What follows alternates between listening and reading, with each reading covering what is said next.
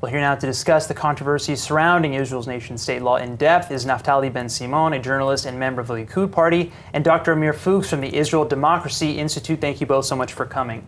Now, Netanyahu has made it pretty clear in recent statements that he sees this as an attack from the left, the criticism of the bill. Is that how you guys both feel?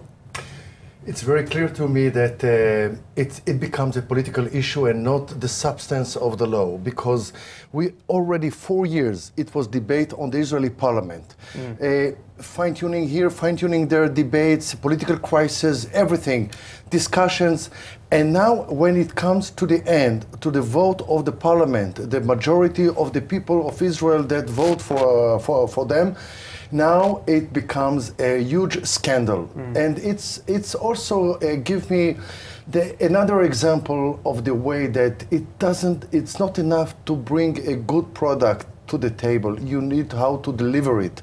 And unfortunately, and I'm saying that because this is my party, we didn't focus on the delivery, and we just focus on the product. And the left took it to the political crisis, political issue, racism, whatsoever, but nothing to do with the substance of the law. So you don't feel that the law itself is inherently racist or has things in it that could allow racism by practice of Israeli law? Not at all, because I think, in my opinion, and I talked to many representatives from the Likud Party and from others, we just wanted for once for all that this law will come from the Knesset and not from the Supreme Court that will give every year another interpretation to the law. What is the state of Israel?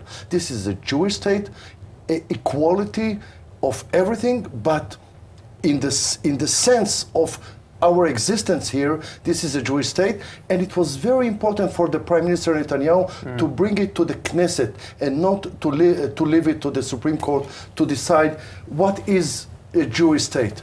He can give many interpretations, and we didn't like it, and I'm glad that it was in the Knesset and not in the Supreme Court. Amir, how do you feel? Yeah, okay, I totally disagree that the problem is on the delivery, the problem is with the product. And I have to say that I'm coming totally from a Zionist point of view. I agree that Israel is the nation state of the Jewish people. It should be like that. And most of the paragraph itself in the law, most of them, I have no problem with them. The real problem is what is lacking in the nation state bill. What's not the law. Right. Yeah.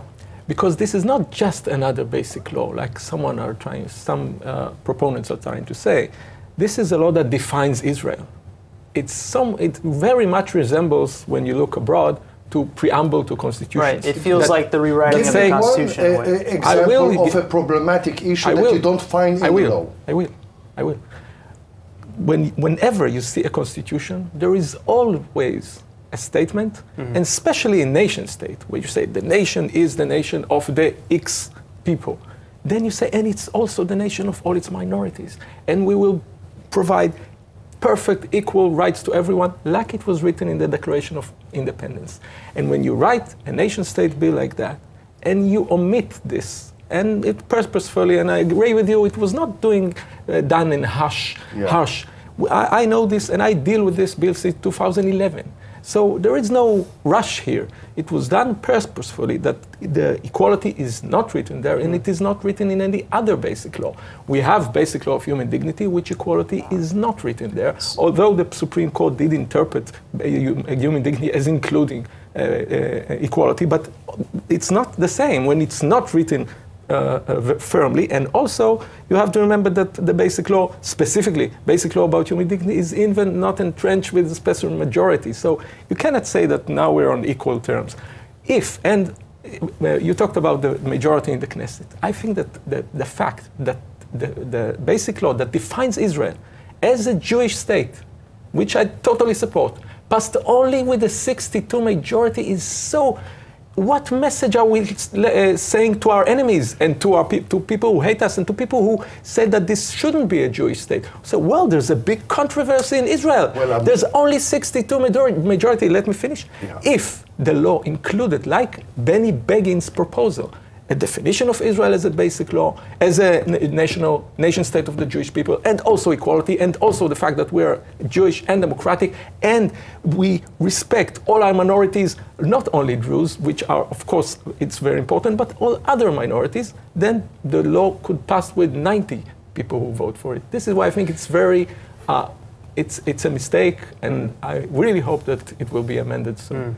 I think it's naive to think that we couldn't reach such a majority in the parliament, 90 votes, including the Arabs' votes. 90 is not including the Arab votes. No, or someone else. This is the coalition party, the political issue that you have coalition and opposition, and 62 votes, it's also a majority. And also the vast majority of the other parties, the Zionist party, agree with the law, but didn't agree, but disagree with some small issues. But now what we see is like huge crisis about how to define Israel. Is a racist state or what we are? And I think we are playing a very dangerous game, a political game, with something that used to be very obvious, that this is a Jewish state. And if we start to argue about if this is yes or not, and to define it by international law of a racism, not racist, or something like that, we are playing a very dangerous game. So we cannot change the law. This is the law, but we have to listen. We have to be an open mind and to listen to the other minorities in Israel. Well, I want to ask you then, because now we have heard from a lot of minorities, almost 2 million non-Jewish people who feel hurt, outraged, insulted by the law. So what can be done for those people who do feel alienated from the government and the country they live in now? Open and honest discussion with the parliament and with the religious people, with spiritual people, with politicians, with the prime minister, with the president. I will expect from the prime minister and the president to do something to unite this country for behind this law, because this law is nothing to do with harming minorities in Israel. It must be very clear. It's just the interpretation of the law. So I call to the president of Israel and the prime minister of Israel to do something to reduce the tension, because the daily life is much more important than the declaration and the political slogan that we hear, because it's not a political game, it's our life here. And this is something that I'm very worried about it, and I hope that we will reduce the tension and open an honest discussion. Dr. Fuchs, real quickly, what do you think minority groups should or even can do at this point now that the law is passed to fix They can show what they feel, and I think this is what they do now. And I think we are the majority. I mean, the Jewish majority.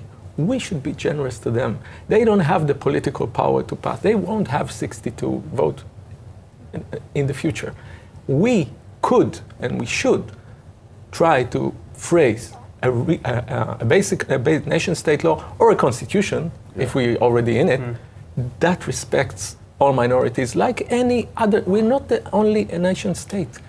We're not the only nation-state, and it's totally legitimate that we have the law of return, which deals with immigration. And it's totally, and like Netanyahu said, he is always, when someone is trying to defend the law, is talking about the obvious things that we already have them in regular laws, like the anthem and the flag, and all these, which are totally legitimate, and there is no problem. But there were a few problems. Do you know something, Amir? I'm sorry, sometimes we have to emphasize the obvious. This is very important. I agree, but in a constitution, you also emphasize this obvious, but you also have to balance with the clear state that we're a democracy and we give full equality to all our we could talk about this forever, and I have a feeling we will. So thank you both so much for coming in. We'll see you soon. No problem.